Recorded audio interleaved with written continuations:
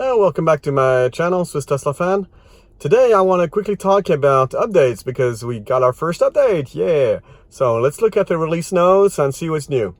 As you can see here, there's first improvement. So it says display brightness. The auto setting for adjusting the display brightness has been tuned for better account of ambient light, particularly in night mode.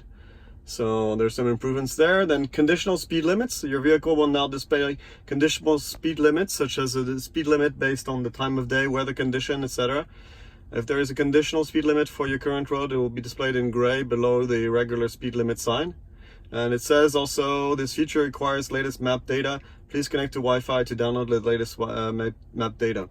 And actually, in the background, it is downloading the map data, but I'll get back to that. And then here, there's some, sorry, I went too far. There's some dog mode improvements. So you now receive a mobile push notification and warning every 30 minutes if your car battery level reaches 20% or lower while dog mode is enabled. Your car's climate screen will temporarily stay on during this time.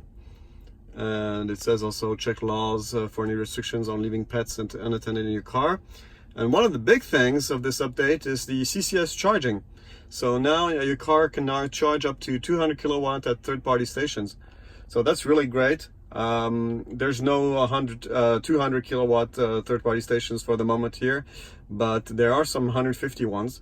So that means we could charge at full speed on those stations. And at the last but not least, there's a little line here that says this release contains minor improvements and bug fixes. I'm really hoping that it corrects the bug fix for the Sentry mode issue that I was having with the car. But I need to test that out, so I'll let you know in another video what happened there. Now if I close this here, up here, you can see down here that it actually is downloading navigation data update. So that probably contains the conditional speed limits that they were talking about. It's actually quite big. I want to talk quickly about how I do updates without Wi-Fi. Okay, so as you know, I don't live in a house, I live in an apartment. And the parking where I park, there is no Wi-Fi. So a lot of these updates will only happen over Wi-Fi. So I found a little trick in order to be able to download these updates quicker, because on 3G they will not download as fast, and my navigation data will actually not even be downloaded from what I understand. Because I do have the premium package, but it only will update later, let's say, because of course Tesla has to pay the networks for all that data, and they're trying to optimize their cost, I'm pretty sure. So let me show you how I figured this out. So what I have here is a little hotspot built by one of the providers we have in Switzerland. And it's not built by them, but it's provided by them. And this little thing is actually really nice because it can distribute a Wi-Fi hotspot to your car using a pretty fast speed. And you can see here actually that it has downloaded already 9 gigabytes.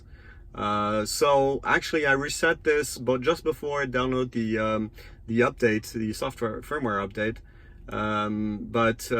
This also properly contains all the map data.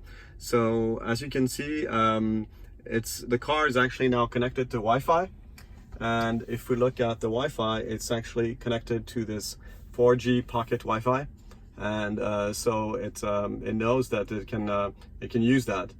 And now the only problem with this solution is this is a very portable solution, meaning that I could be driving and the Wi-Fi would still be available. The problem is that the car doesn't do this, and basically it's deactivates Wi-Fi as soon as you put it in drive. And that's a shame, because it could be continuing to download the update. Now I actually have to leave for a trip, and I'm ready to go, but I'm not sure what's going to happen if I get out of Wi-Fi, if it will restart from scratch downloading navigation data, which I hope it won't. Because it's almost done here, or if it will just continue where it left off. So we're actually going to try that. I'm gonna leave now, and we're gonna see what happens. Okay, so I parked the car. We can see here that I'm back on the Wi-Fi, and actually I went shopping a little bit, and now we can see down here.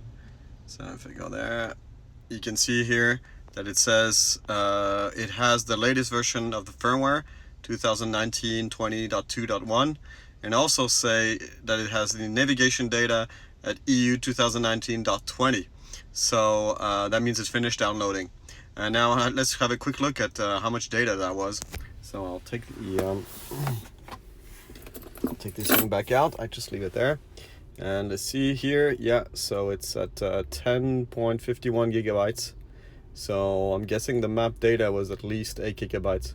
Unfortunately, with this device, I have unlimited data, so I don't really care how much data it downloads. But yeah, just so you know, it's these things can be pretty big.